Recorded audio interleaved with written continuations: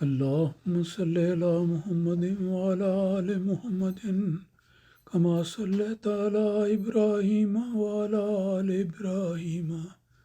إنك حميد مجيد. اللهم بارك على محمد وعلى آل محمد كما باركت على إبراهيم وعلى آل إبراهيم إنك حميد مجید. رمضان المبارک کے بابرکت مہینے میں جو درس حدیث کا سلسلہ جاری ہے، اس کو ایک تسلسل میں سمجھنا چاہیے، اور بعض اوقات ایک بات جو ایک درس میں رہ گئی ہو وہ اگلے درس میں شامل کی جا سکتی ہے. مجھے یہ یاد آیا کہ کل کے درس میں جو یہ ذکر آیا تھا کہ دین یعنی قرضہ وہ معاف نہیں ہوتا.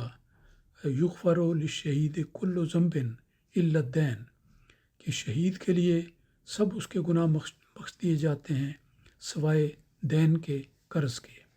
اس میں یہ بات ذکر کرنے والی ہے کہ اگر بالفرض حالات ایسے ہو جاتے ہیں کہ ایک شخص نیت رکھتا ہے کہ میں اپنے لیے ہوئے قرض کو ادا کر دوں گا، لیکن کسی وجہ سے حالات کی مجبوری ایسی آ جاتی ہے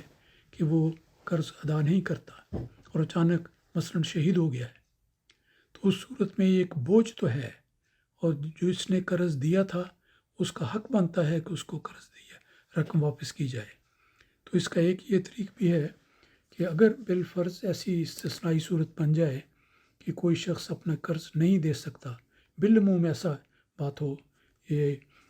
تو اس صورت میں اس کے ورثاء کو یہ ذمہ داری اپنے اوپر لینی چاہیے. جماعتی چندے بھی ہو جاتے ہیں، بعض اوقات کسی انسان نے نہیں دیے ہوتے، حصہ وصیت پورا نہیں دیا ہوتا، اس کی ادائیگی بھی بعد میں ہوتی ہے. اسی طرح کسی سے قرض مانگا ہو اور کچھ رقم وہ دے رہا ہو، کچھ رہ گئی ہو، یا ساری کی ساری واجب الادا ہو، جو بھی صورت ہو قرض کی، اگر کوئی انسان خود اپنی زندگی میں اپنے ہاتھ سے اس قرض کو ادا نہیں کر سکا اور اس کی وفات ہو گئی ہے، تو پھر اس صورت میں اس کے ورثاء کی ذمہ داری بن جاتی ہے. اس کے بچے ہوں، اس کے عزیز ہوں، رشتہ دار ہوں،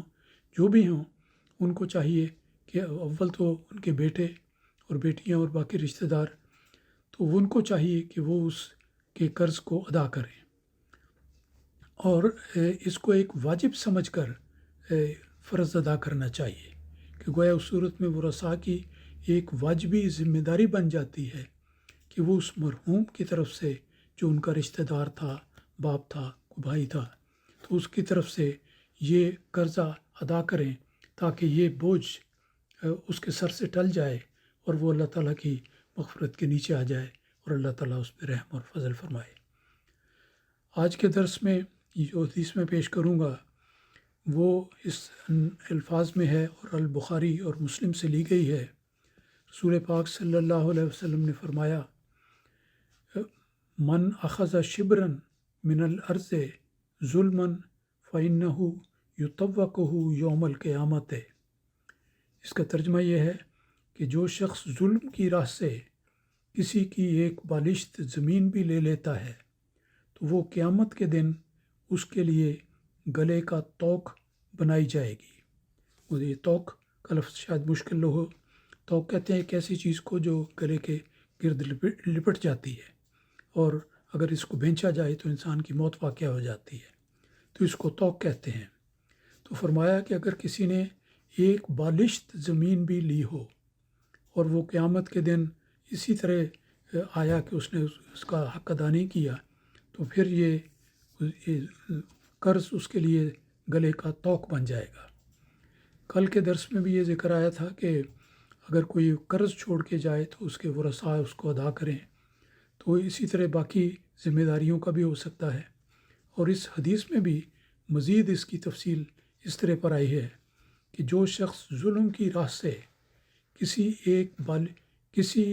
کی ایک بالشت زمین بھی لے لیتا ہے، یعنی ایک زمین کسی اور کی ملکیت ہے، ایک انسان ظلم کی راہ سے ایک بالشت کے برابر زمین بھی لے لیتا ہے، زبردستی سے، ناجائز طریق سے، یا خریدتا ہے تو رقم نہیں دیتا، یا کوئی اور پہلو اختیار کرتا ہے کہ دوسرے کو چھوٹی قطع زمین سے بھی محروم کر دیتا ہے، تو اس کا انجام کس قدر بھیانک ہوگا۔ رسول پاک صلی اللہ علیہ وسلم نے فرمایا، یطوقہ یوم القیامت،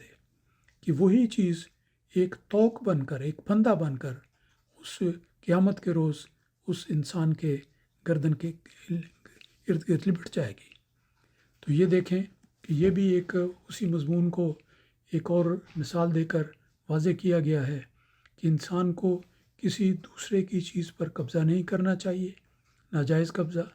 اگر کوئی خرید کرتا ہے تو اس کی رقم ادا کرنی چاہیے، اور اگر کوئی قرض لیتا ہے تو وہ واپس کرنا چاہیے، یا ایسا انتظام کر کے جائے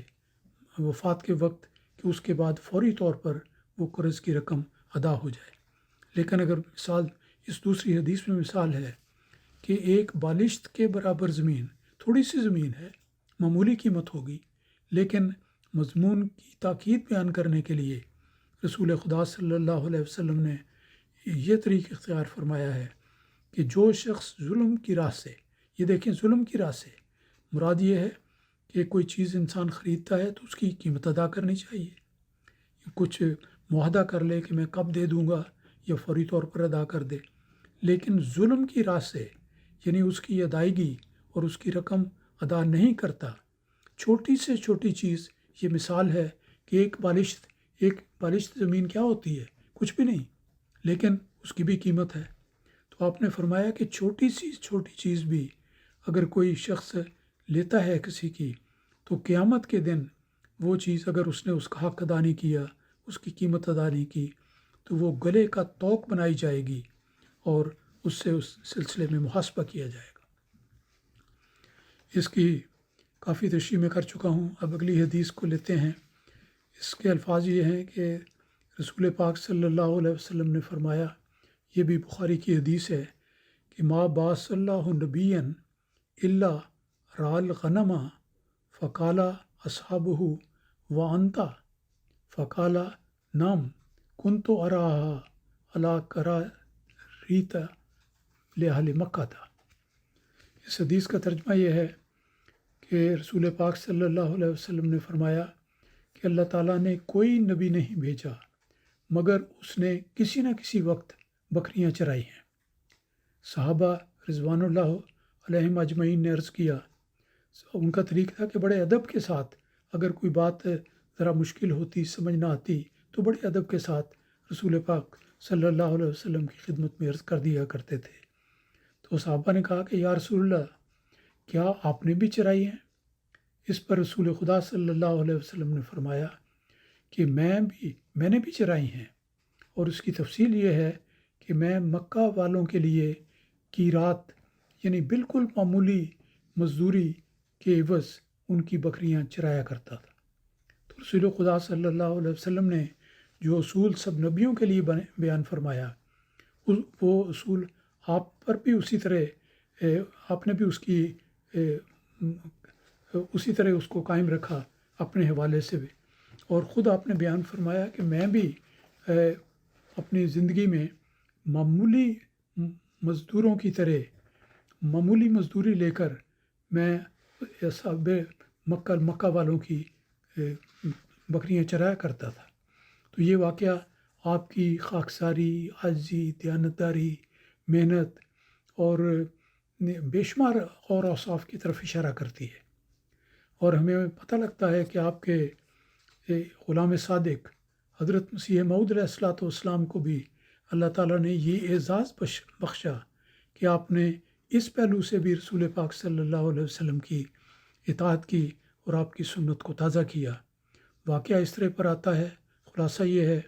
ایک بار آپ سیر کرتے ہوئے باہر گئے ہوئے تھے، تو آپ کو یاد آیا کہ گھر سے ایک چیز لانی تھی، وہ میں نہیں لا سکا۔ تو آپ نے ایک چرواہے کو جو بکریاں چرا رہا تھا کہا کہ تم جاؤ اور میرے گھر میں جا کے یہ چیز لے آؤ اور آ کر مجھے دے دینا۔ وہ چرواہے نے بڑی سادگی سے کہا کہ میں بکریوں کو چھوڑ کر جاؤں گا تو میری بکریوں کی رکھوالی کون کرے گا؟ تو مسیح موعود علیہ السلام نے فرمایا کہ میں کروں گا، تم میرا یہ کام کر دو، میں تمہارے بکریوں کی رکھوالی کروں گا۔ تو جب تک وہ آدمی گیا اور وہ آیا نہیں، اس وقت تک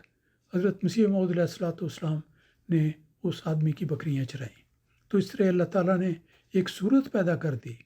کہ رسول پاک صلی اللہ علیہ وسلم کے غلام صادق حضرت مسیح موعود علیہ الصلوۃ والسلام کو بھی اپنی زندگی میں ایک بار یہ موقع ملا اور سنت نبوی کی پیروی کرنے کی آپ کو توفیق ملی۔ وآخر دعوانا ان الحمد للہ رب العالمین۔